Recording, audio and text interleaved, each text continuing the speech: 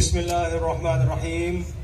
Bismillahirrahmanirrahim. Assalamualaikum warahmatullahi wabarakatuh. Waalaikumsalam warahmatullahi wabarakatuh. Alhamdulillah. Wassalatu wassalamu ala Sayyidina Muhammad ibn Abdillah wa ala alihi wa sahbihi wa man walah, amma ba'du. Yang saya muliakan dan saya hormati para tokoh agama, sesepuh, tokoh masyarakat, habaib yang tidak dapat saya sebutkan satu persatu, namun semuanya saya hormati dan saya muliakan. Yang saya hormati perwakilan dari pemerintah Provinsi Sumatera Selatan, Bapak Wali Kota Palembang, Bapak Hernojoyo, dan seluruh aparatur pemerintahan, rekan-rekan dari kepolisian, TNI, dan yang saya banggakan, yang saya cintai, bapak-bapak dan ibu-ibu, saudara-saudara, hadirin dan hadirat sekalian. Semoga kita semua selalu dalam ridho, keberkahan, dan maunah dari Allah Subhanahu wa Ta'ala. Alhamdulillah wa syukrulillah. Malam hari ini kita semua berkumpul dan bertemu dalam kesukacitaan menyambut Ramadan 1438 Hijriah. Saya mengajak kita semua, Bapak, Ibu, dan saudara-saudara, untuk tidak henti-hentinya bersyukur kehadiran Allah Subhanahu wa Ta'ala. Di sini Darussalam, tapi orang-orangnya penuh dengan daya perjuangan. Darussalam itu artinya rumah kedamaian. Kita umat Islam, kita bangsa Indonesia, manusia Nusantara ini cinta pada perdamaian. Tetapi cinta pada perdamaian itu bukan berarti bahwa kita adalah orang-orang yang lemah. Allah Subhanahu wa Ta'ala di dalam Al-Quran menyampaikan esensi dari agama Islam. Allah sampaikan, wallahu yad'u ila darissalam. Allah Subhanahu wa Ta'ala menyerukan kepada sesuatu agama Islam yang disebutkan atau diatributkan oleh Allah sebagai Darussalam, tempat keselamatan.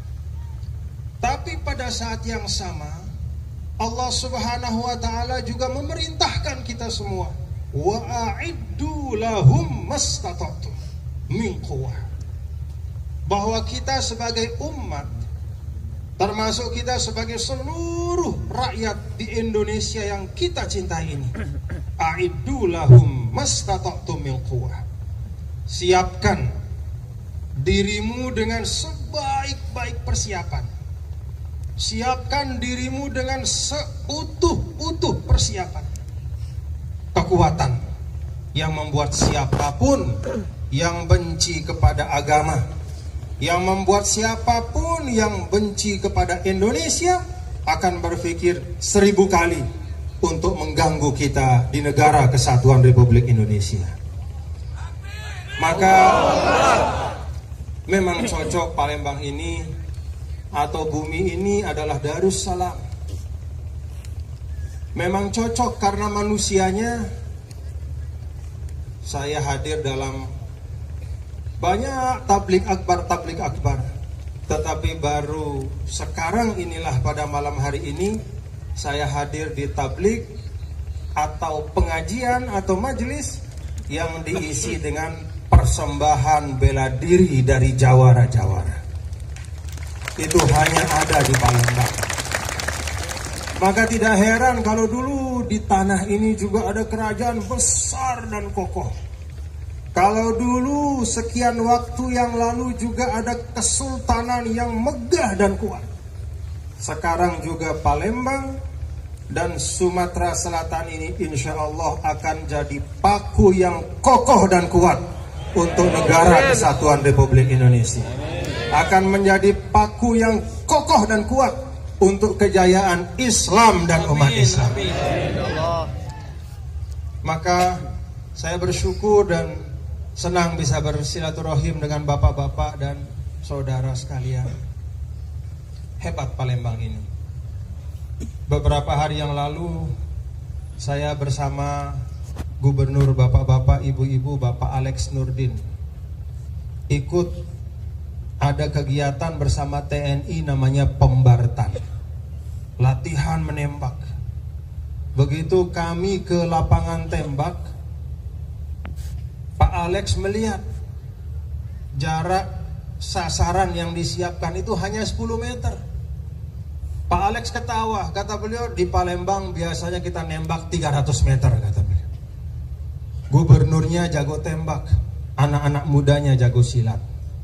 Dan insya Allah seluruh lapisan masyarakat Palembang dan kita semua dengan keutuhan kita seperti pada malam hari ini, dengan semangat kita menyambut Ramadan seperti pada malam hari ini, insya Allah dan selamanya umat Islam akan menjadi elemen yang paling kuat untuk mempertahankan negara kesatuan Republik Indonesia. Takbir.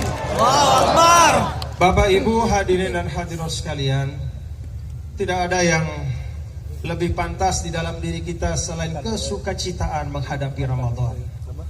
Pada saat Ramadan akan tiba, Nabi kita Nabi Muhammad sallallahu alaihi wasallam itu disebutkan di dalam riwayat selalu berhias dengan pakaiannya yang paling bersih.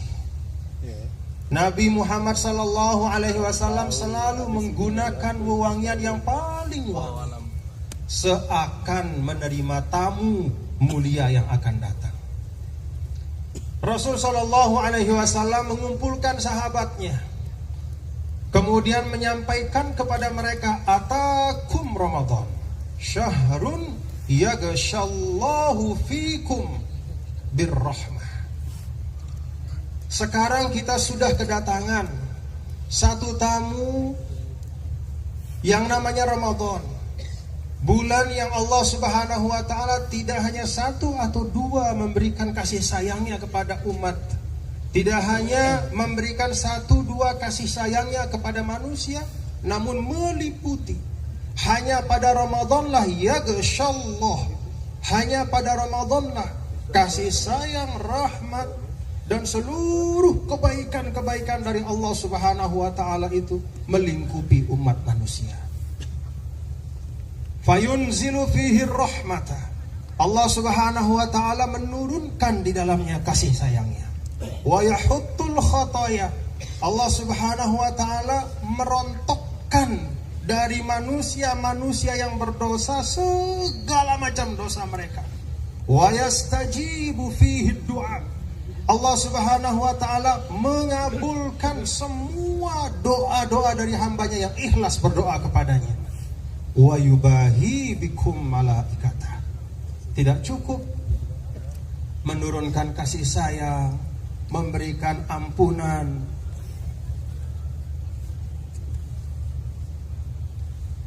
melepaskan, merontokkan dosa-dosa manusia, Allah pun di langit membanggakan orang-orang yang berpuasa di depan para malaikatnya.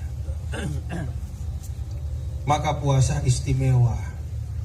Dan karena istimewa itulah bapak-bapak dan ibu-ibu hadirin dan hadirat sekalian, kita mentarhibnya dengan ucapan ahlan wa sahlan wa marhaban ya Ramadan. Selamat datang Ramadan. Semoga apa yang disampaikan oleh Ustadz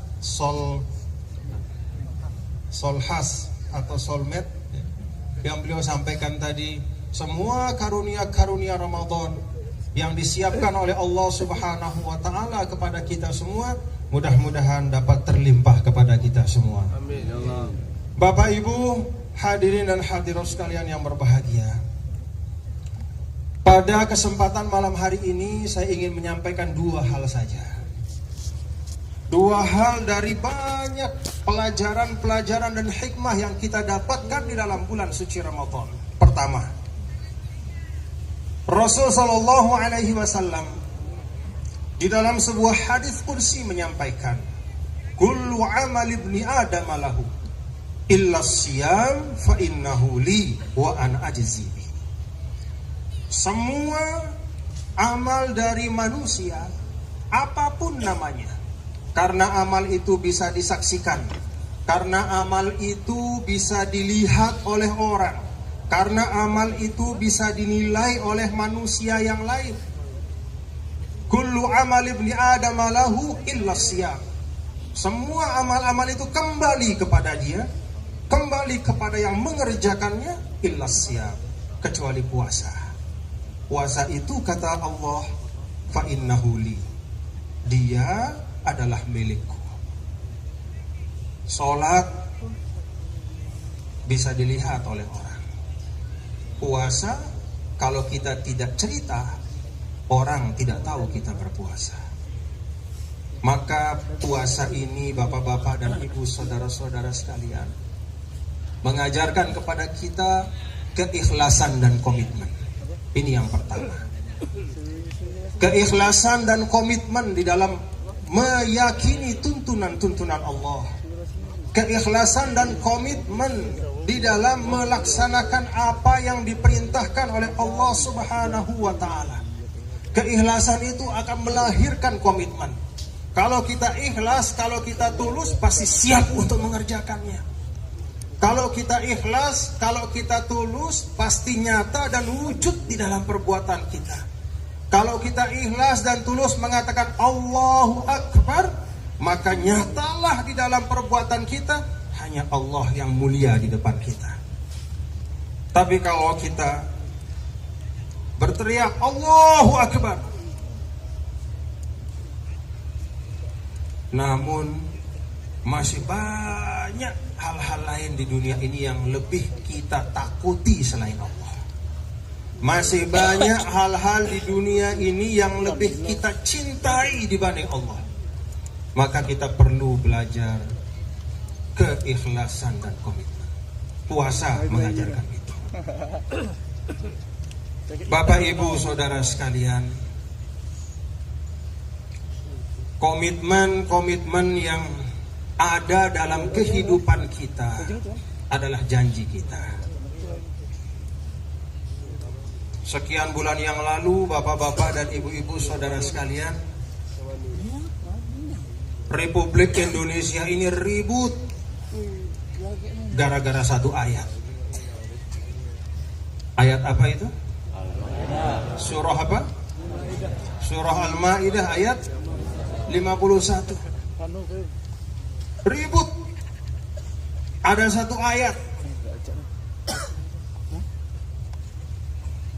Semangat untuk kita bela. Tapi kita harus ingat bahwa Al-Maidah itu tidak hanya satu ayat. Sebelum ayat 51 itu ada 50 ayat sebelumnya. Dan 50 ayat sebelumnya itu diawali dengan firman Allah Subhanahu wa taala, ya ayyuhalladzina amanu aufu bil uqud. Wahai orang-orang yang beriman, tunaikan semua komitmen-komitmenmu, semua janji-janjimu, semua akad-akadmu.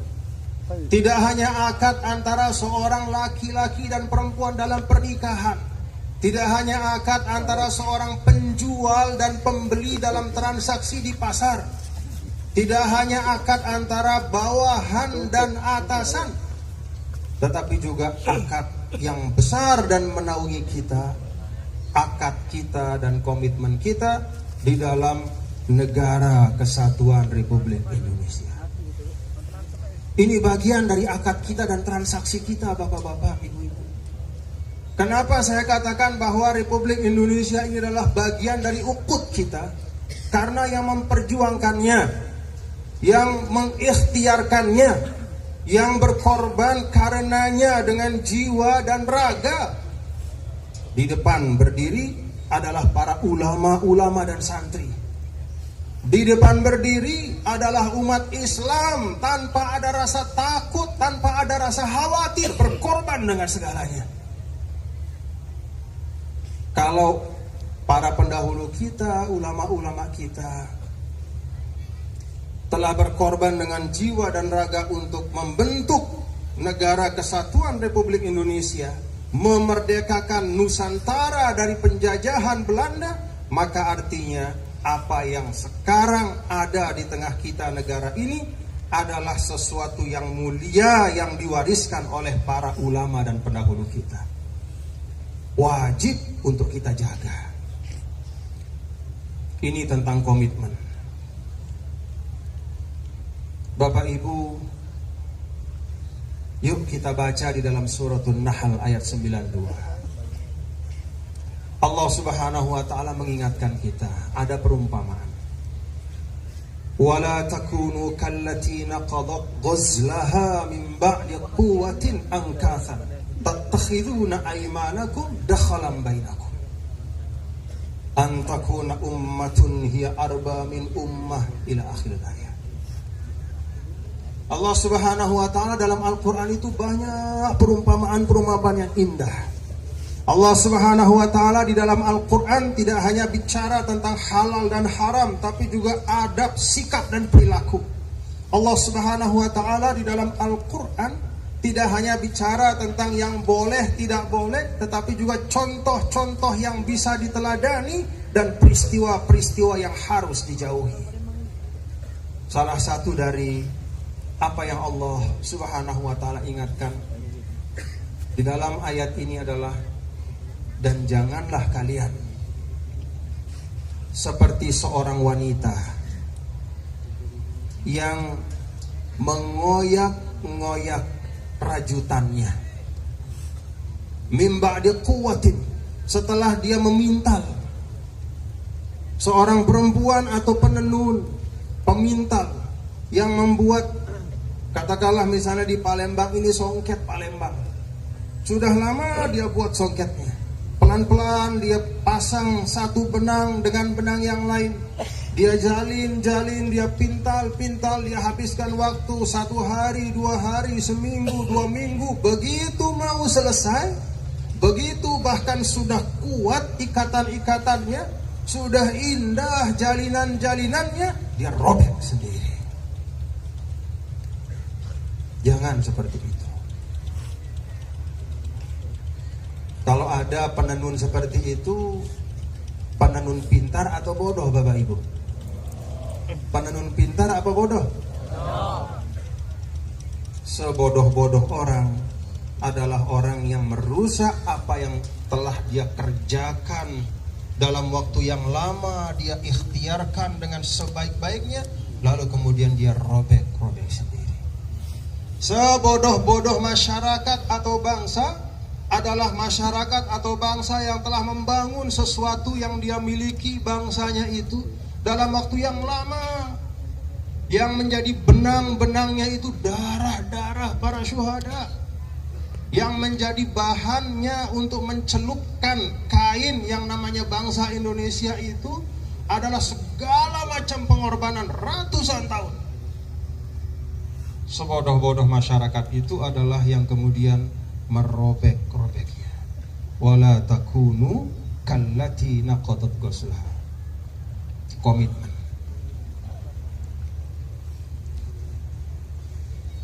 Di dalam ayat yang lain, bapak-bapak, ibu-ibu, ada ungkapan yukhribuna buyutahum biaidihim. Yang namanya merusak dari luar itu biasanya nggak sulit kita lawan. Tapi kalau daya rusak itu lahir dari dalam diri kita, sulit untuk kita hadapi. Maka puasa bapak-bapak dan ibu, saudara-saudara sekalian, dengan ungkapan baginda Rasul Shallallahu Alaihi Wasallam di dalam hadis qudsi ini, bahwa semua amal-amal manusia itu adalah miliknya kecuali puasa.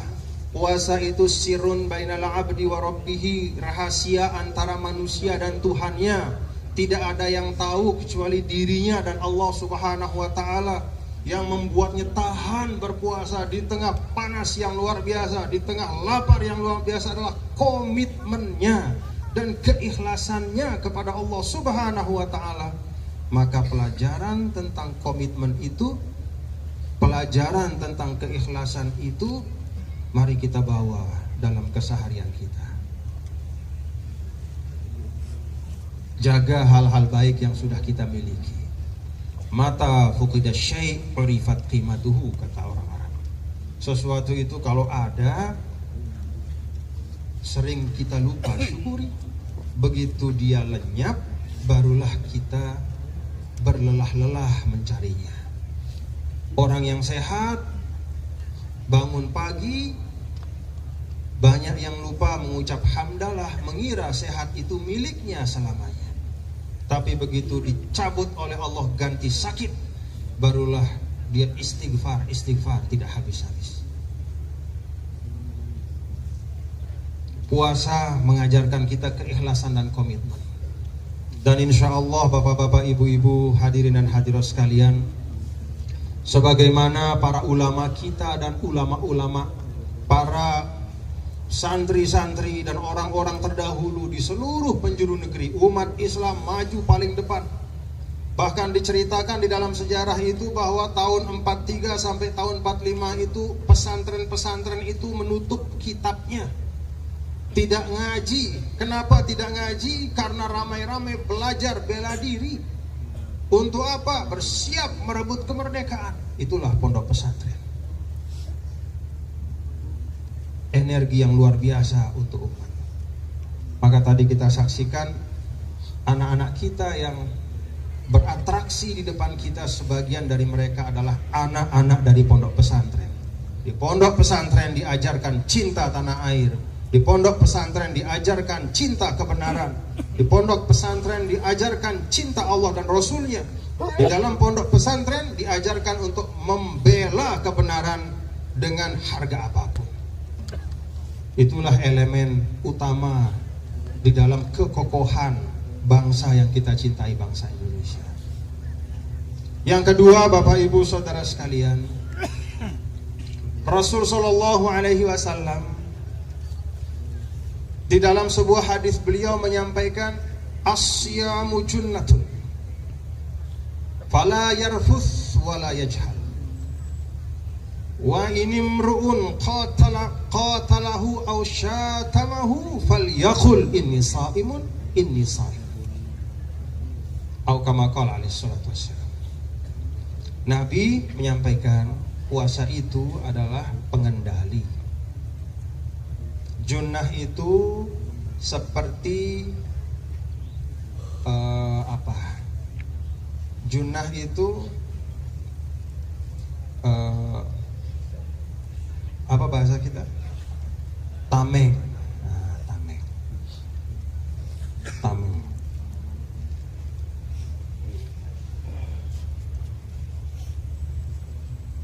Apa maksud bahwa puasa itu tameng? Karena orang yang berpuasa itu dia seharusnya mampu mengendalikan dirinya.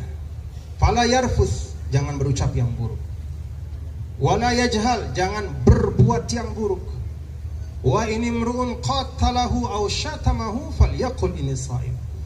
Kalau ada orang yang menantang, yang mengajak berkelahi atau mengajak untuk saling umpat, katakan, aku puasa. Itulah salah satu dari esensi puasa, pengendalian diri. Bapak-bapak dan ibu, hadirin dan hadirat sekalian yang berbahagia, akhir-akhir ini bangsa kita dicoba oleh kejadian-kejadian yang disebabkan karena sebagian kita tidak bisa mengendalikan diri, berbicara sembarangan, berlaku dan bersikap yang tidak bisa dipertanggungjawabkan, resah, panas suasana kita. Di sudut-sudut Nusantara ada letupan-letupan. Apa sebabnya? Karena tidak mampu menjaga dan mengendalikan diri. Dulu pada zaman Rasulullah SAW hidup, bapak-bapak ibu, ada orang datang kepada beliau bercerita, ya Rasulullah, saya punya teman yang saya kenal, ada 2 perempuan. Perempuan ini ada di belakang saya bawa dia bersama-sama dengan saya.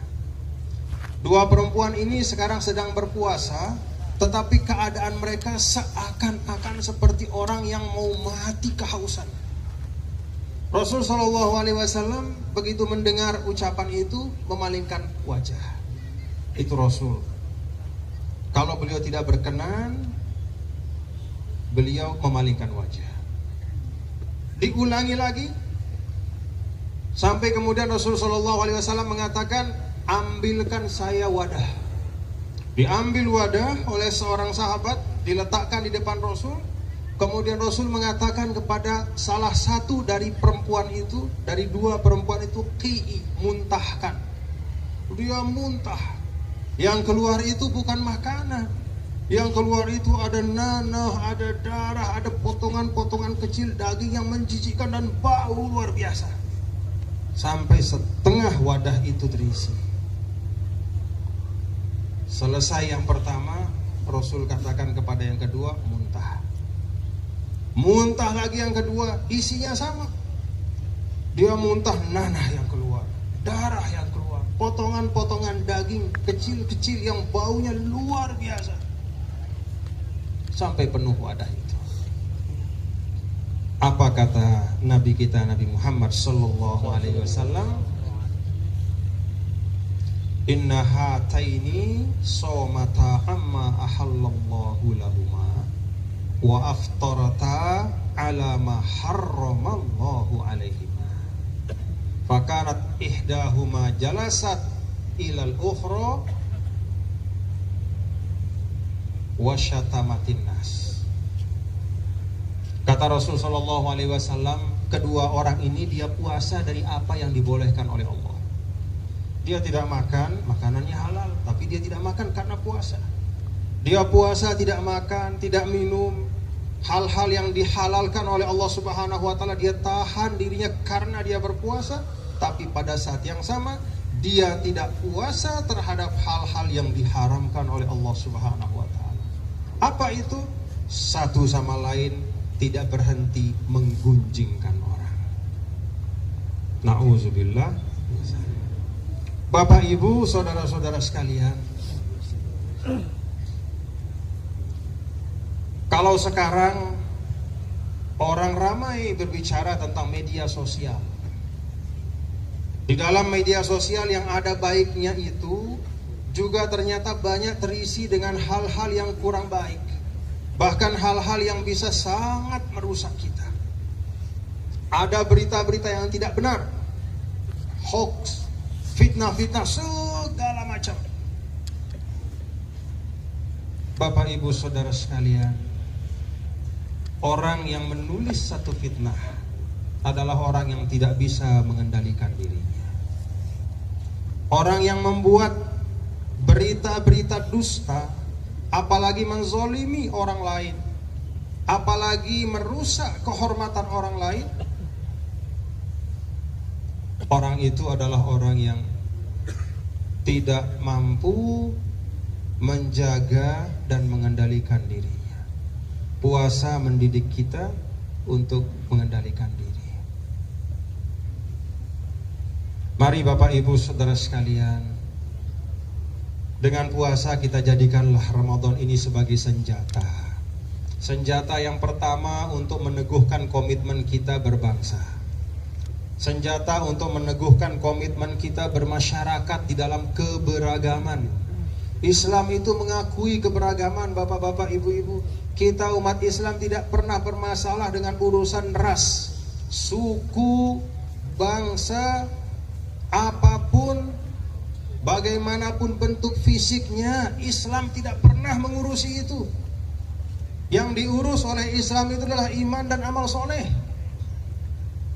Bentuk fisik seseorang, apa rasnya, bangsanya apa, jenis kelaminnya apa, sukunya apa, itu bukan urusan kita sebagai manusia.